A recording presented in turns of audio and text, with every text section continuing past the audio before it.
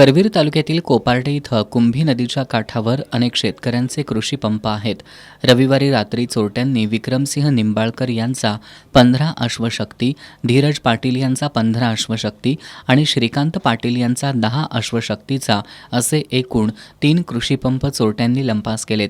अन्य 3 कृषीपंप वजनदार असल्यामुळे ते चोरट्यांना घेऊन जाता आलेले नाहीत. शेतीचा वीजपुरवठा रात्री बंद असतो. ही संधी साधून चोरट्यांनी कृषीपंपांची चोरी केली आहे.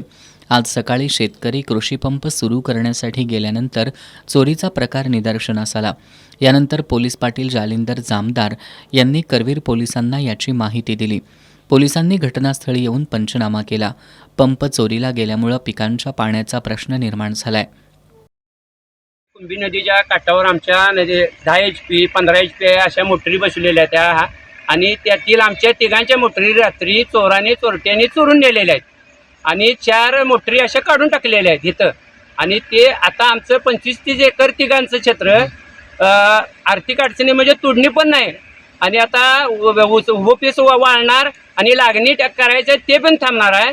त्यामुळं पोलिसांनी ह्याचा लवकरात लवकर छडा लावून चोरट्यांचा बंदोबस्त करावा आणि आमचा म्हणजे विचार करावा. गेल्या काही दिवसांपासून जिल्ह्यात पाणीपुरवठा संस्थांचे ट्रान्सफॉर्मरमधील साहित्य चोरीच्या घटना घडत आहेत. हे प्रकार अद्यापही थांबलेले नसताना चोरट्यांनी आता नदीकाठच्या कृषीपंपांना लक्ष्य करून पोलिसांसमोर आव्हान उभं केलंय.